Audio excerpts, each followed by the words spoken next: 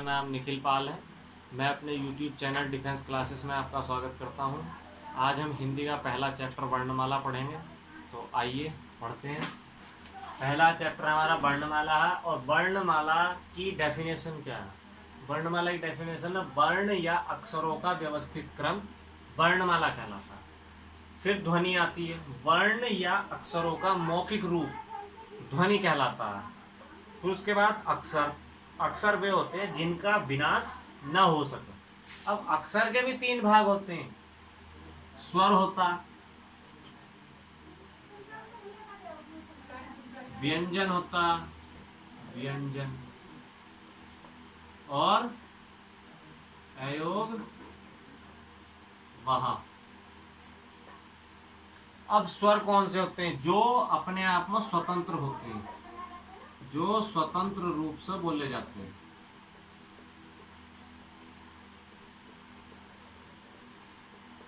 ठीक है, जो स्वतंत्र रूप से बोले जाते हैं वे स्वर होते हैं। और जो स्वरों की सहायता से बोले जाएं, जो स्वरों की सहायता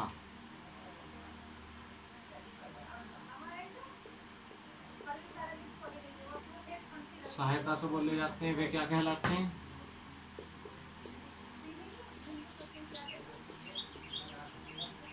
वे व्यंजन कहलाते हैं। और अयोग वह वे होते हैं ना स्वर हो ना व्यंजन हो, न तो स्वर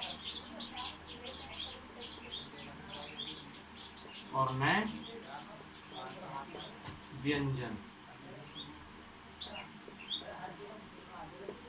अंग से अंगूर और इसे क्या बोल सकते हैं हम? ना जेंट्स ना लेडीज। फिर आता स्वर। अब स्वर होते कौन कौन से? ए, आ, ई, बड़ी, ऊ, बड़ा ऊ, री से ऋषि, ए से डी, ए से न, ओ से ओखली,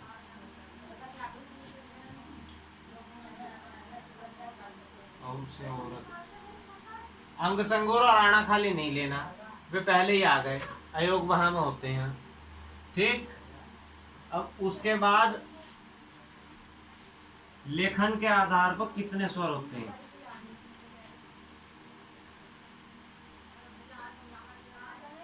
लेखन के आधार पर स्वरों की संख्या 11 कितनी होती है? 11। ठीक है।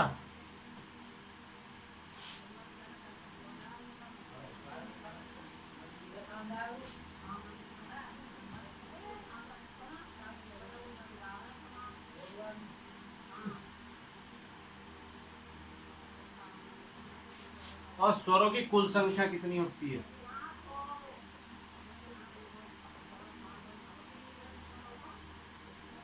स्वरों की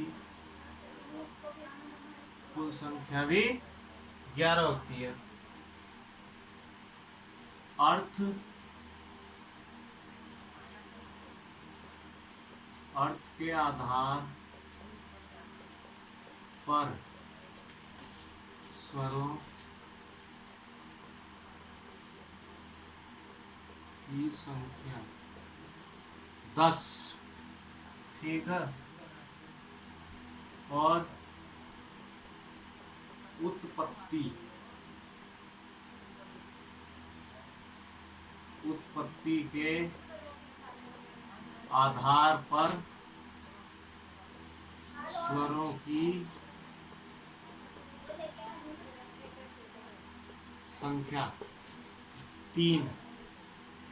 ठीक, अब इसमें देखो, जो तुम्हारे इसी का भाग में ह्रस्व स्वर,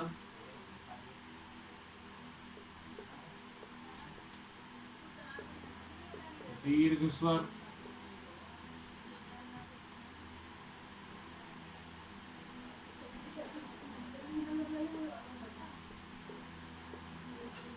और तीसरी प्लूत स्वर। ठीक है,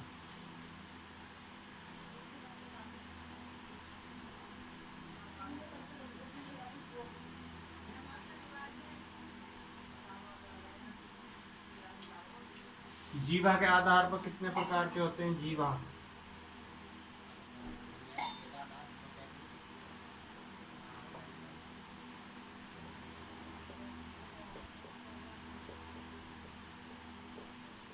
जीवा के आधार पर स्वरों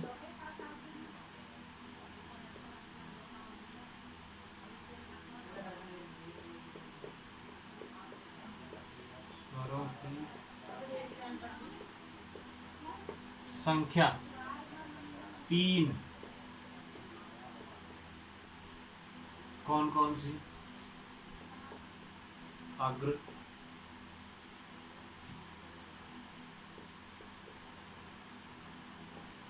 मध्य और पश्च। ठीक,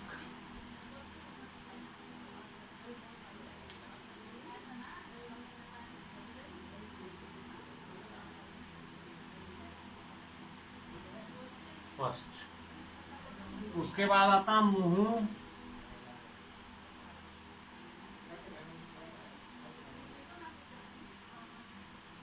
खुलने के आधार पर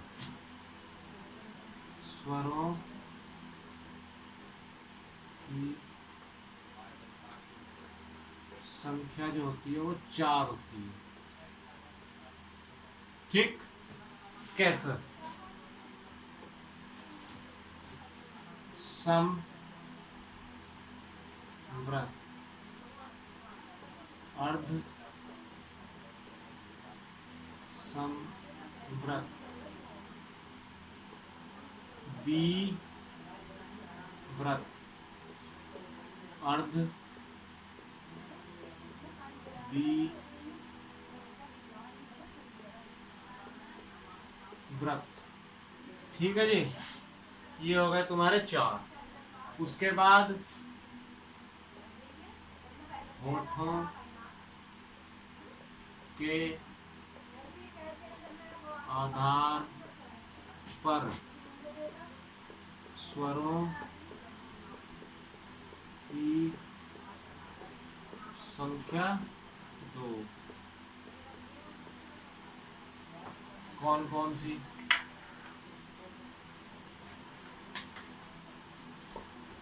दो। पहला व्रत, मुखी स्वर। ठीक, दूसरा अव्रत,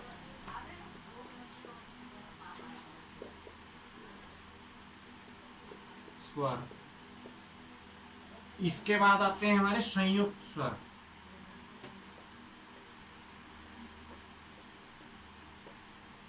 ये होते हैं हमारे 4।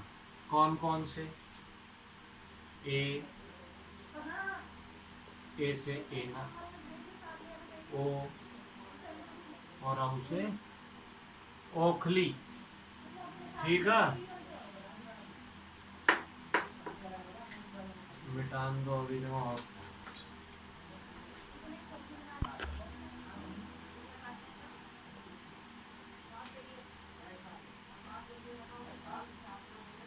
अब हेडिंग डाल लेंगे उत्पत्ति के आधार पर।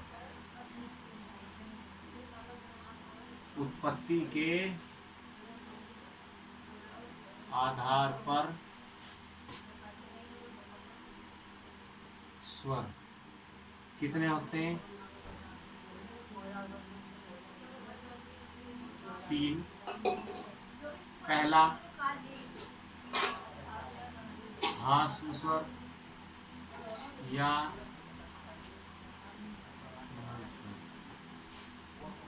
दूसरा दीर्घ स्वर या संधि स्वर, और ये प्लूत स्वर। अब इसमें कौन कौन से आते हैं? ए, छोटी, छोटे उसे ऊन और रीशे, वो छोटे उसे उल्लू और रीशे, ऋषि। इसमें आ, बड़ी, बड़ा ऊ, ए, ऐसे ऐनक, ओ से ओखली और औ से औरत। और इसमें आता तुम्हारा रण। ठीक। अब इसके दो भाग बन गए, इसके खुद के भी दो भाग बन गए। कौन कौन से? एक दीर्घ, दीर्घ व्यंजन या सजातीय,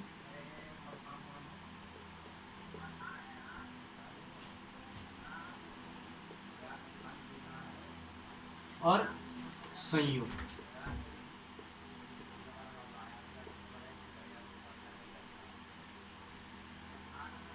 ठीक है जी। अब दीर्घ में जो आएंगे वो आ, ई, बड़ी वाली, और बड़े से ऊन। ठीक है। और इसमें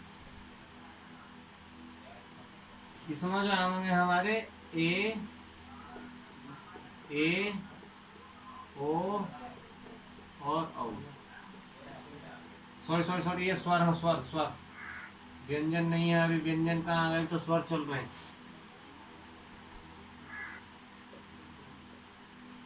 ठीक।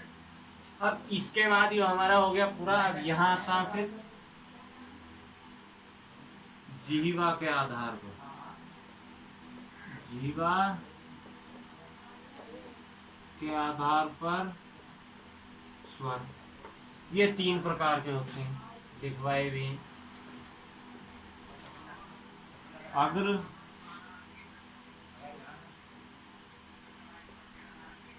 मध्य, पश्च। ठीक।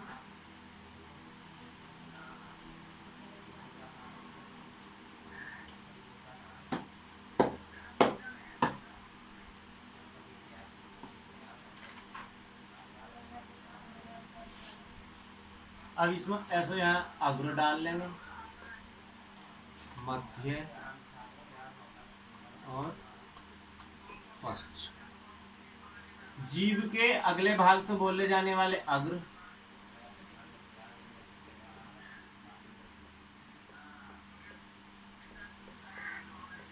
अगले भाग से बोले जाने वाले स्वर जो हमें अग्र से बोले जाने। इसमें मध्य भाग से, जीव के मध्य भाग से बोले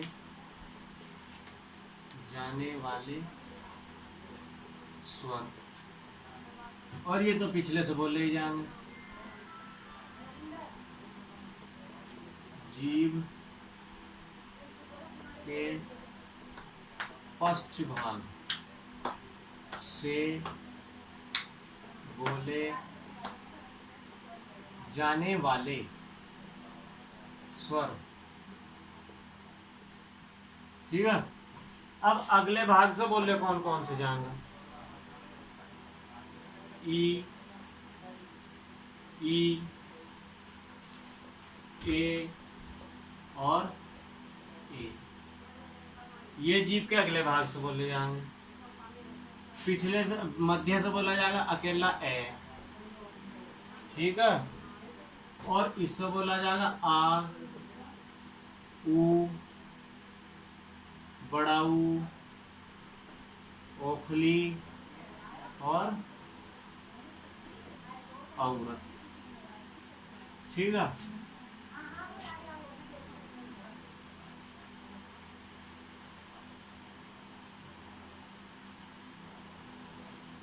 अब इसके बाद मुख।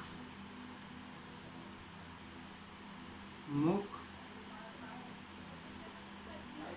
खुलने के आधार पर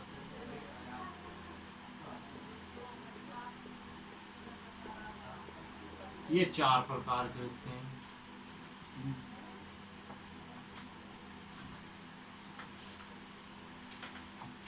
संवृत,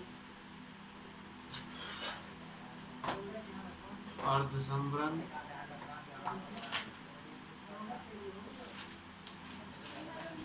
विवृत,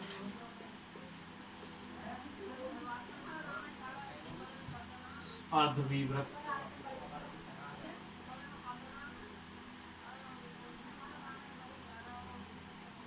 ठीक है जी। संवृत में जो रहता है वो मुंह बंद रहता है पूरा, मुंह बंद। और बोले कौन कौन से जाएंगे?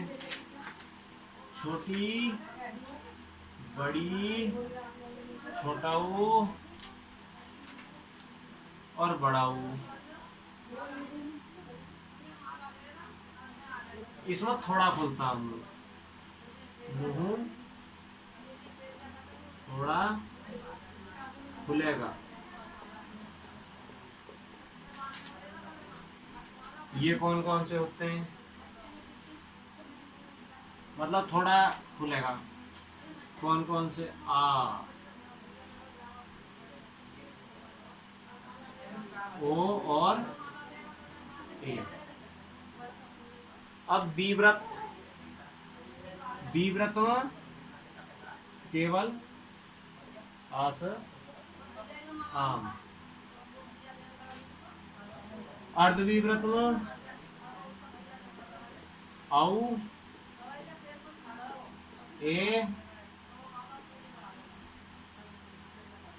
आ।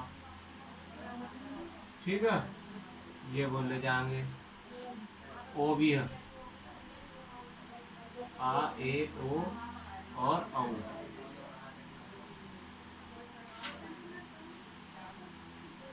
ठीक।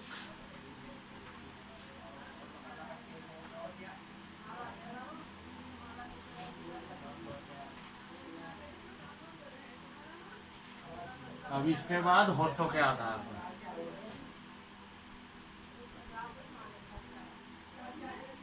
होठों के आधार पर स्वर। ये कितने होते हैं? 2। कौन कौन से? व्रतमुखी,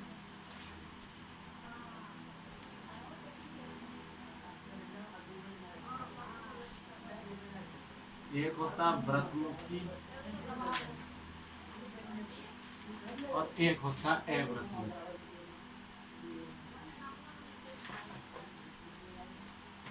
ठीक है। अब व्रतमुखी में ए, उ, औ, ओ, औ। ठीक है, आ भी है।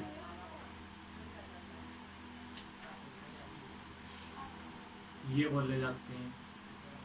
और अव्रतमुखी में ए, आ, उ, बड़ा ऊ, ओ और औ।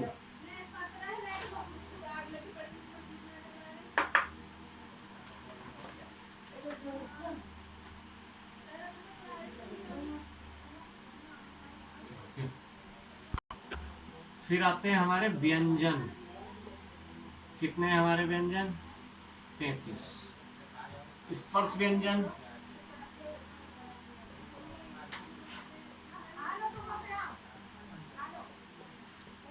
25। अब स्पर्श व्यंजन में इसकी ट्रिक होती है, trick. First, second, third, fourth और फिफ्थ क्या होती? कै, कचट, तप।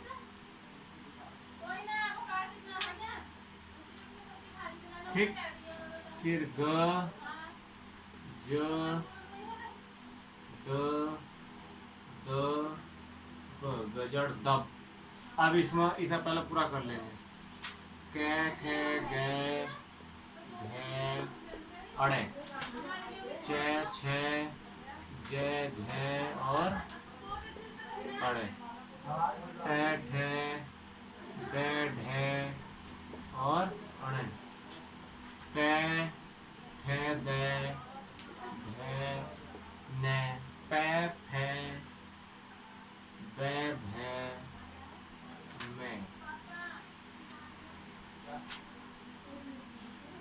अब ये बोलने का कैसे जाते हैं? कंठ से बोला जाएगा। कै वर्ण जो होगा वो पूरा कंठ से बोला जाएगा। कै वर्ण।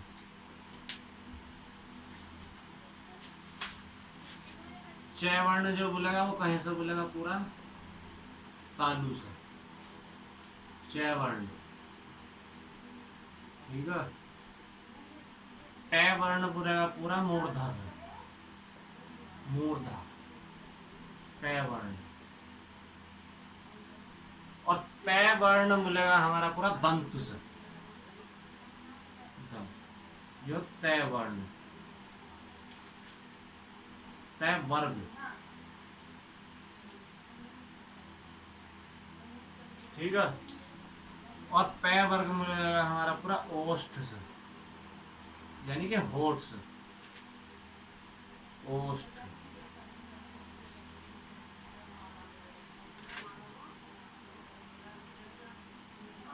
ओष्ठ, पे वर्ग, ठीक। अब इनकी ट्रिक है, इनके साथ कुछ और भी बोले जाते हैं, जैसा कै वर्ण।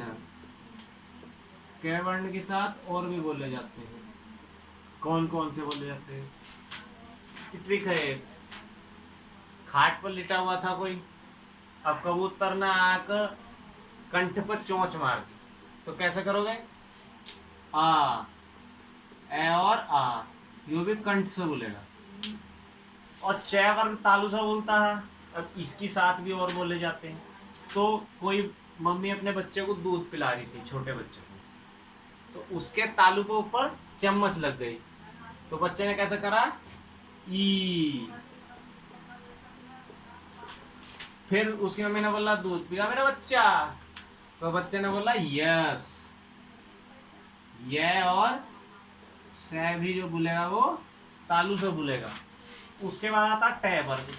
अब टमाटर कौन, ऋषि जो होते थे पहले वो कच्ची सब्जियां बहुत खाते थे, तो टमाटर तो रे बोलेगा, षटकोण बोलेगा, और ऋष, ऋषि बोलेगा, मूर्धा से बोलेगा।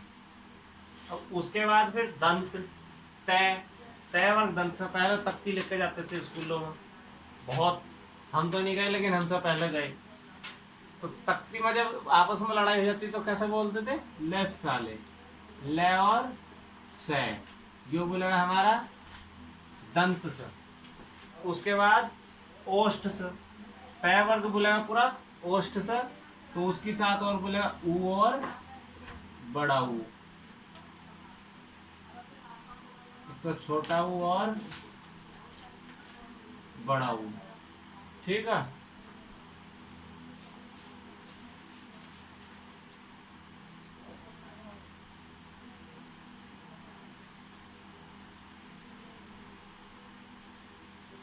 फिर आते हैं हमारे अर्ध स्वर।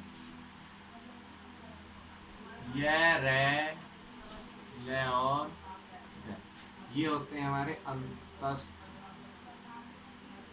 व्यंजन।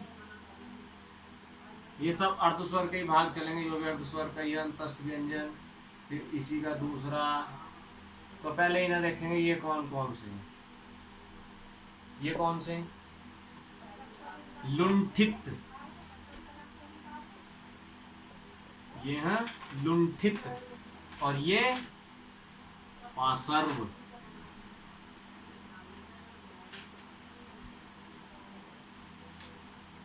ठीक। अब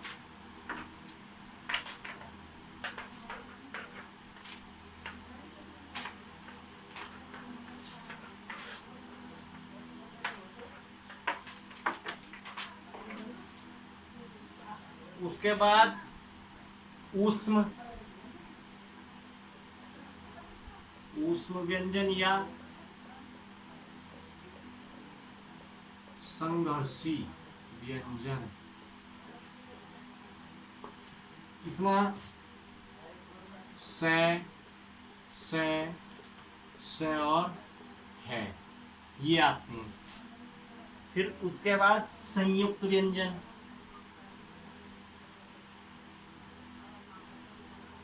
संयुक्त व्यंजन क्षत्रिय, त्रिशूल, ज्ञानी और श्रमिक, ये संयुक्त व्यंजन में आते हैं। यो कहीं से मिलकर बनता है, यो और यो बनता क और से। ज्ञानी जो बनेगा वो जय और इया से बनेगा, इया, ठीक। और श्रेय जो बनेगा वो शय और रै से मिलकर बनेगा, ठीक है।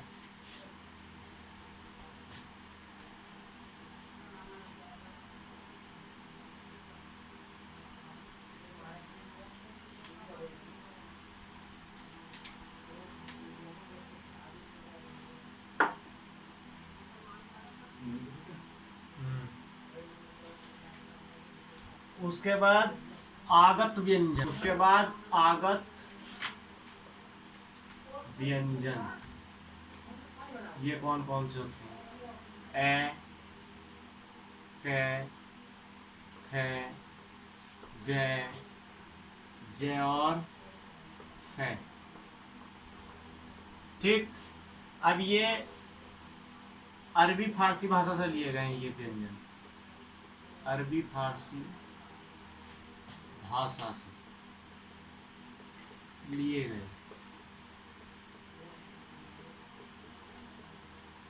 इन्हें नुक्ता वर्ड भी, नुक्ता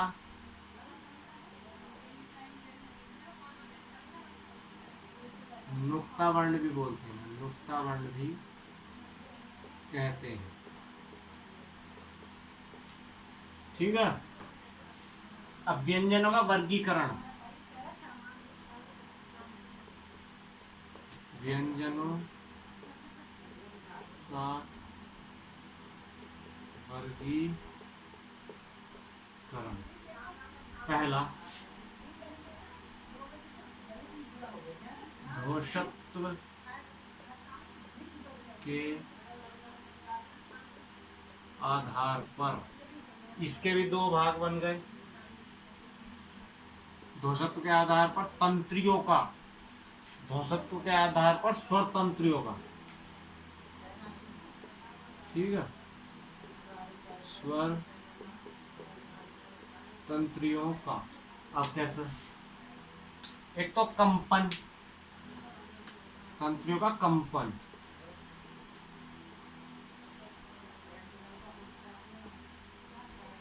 ठीक। एक तो अघोष होते हैं, अघोष, और एक सघोष।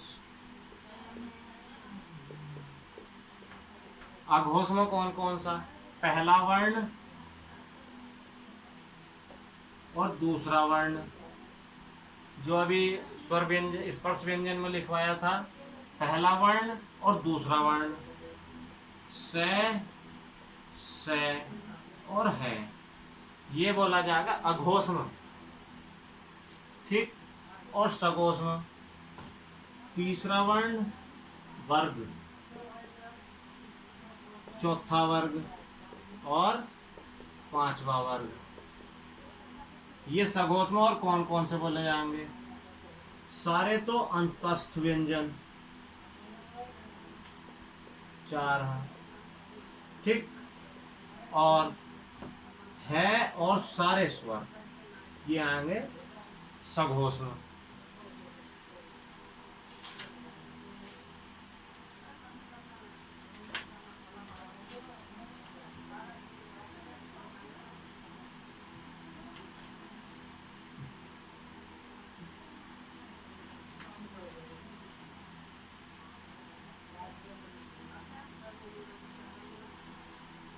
ठीक।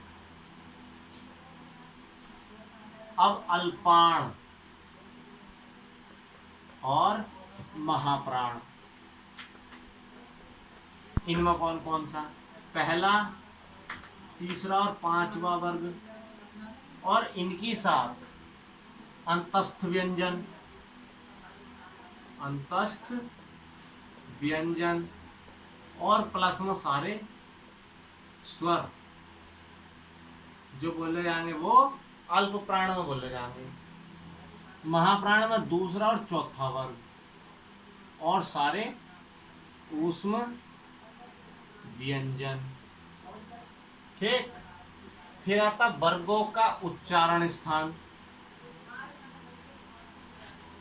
वर्गों का उच्चारण स्थान यानी कि कौन सा कहां से बोला जाए, उच्चारण स्थान।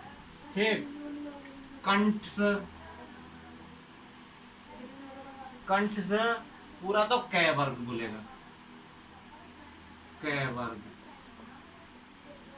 ए बोलेगा, आ बोलेगा, है बोलेगा, और विसर्ग भी इसी से बोलेंगे सारे।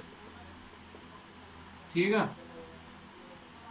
फिर कंठ के बाद तालु, च वर्ग बोलेगा, ई बोलेगा, बड़ा ई बोलेगा, उ और ये बोलेगा, से बोलेगा। ठीक, फिर मूर्धा, ट वर्ग बोलेगा, रे बोलेगा, षटकोण बोलेगा, और ऋषि बोलेगा। फिर दंत, दंत से ट वर्ग बोलेगा, और लय बोलेगा, और से बोलेगा। ठीक, फिर ओष्ठ से, ओष्ठ, ओष्ठ से पूरा पै वर्ग बोलेगा, और छोटा ऊ बोलेगा, और बड़ा ऊ बोलेगा। ठीक, फिर नासिक्य व्यंजन,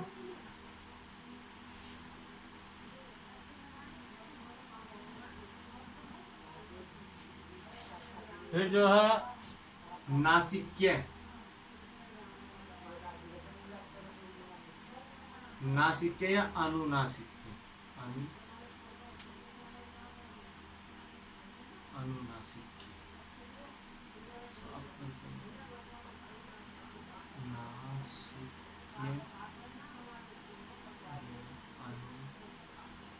अनुनासिक्य।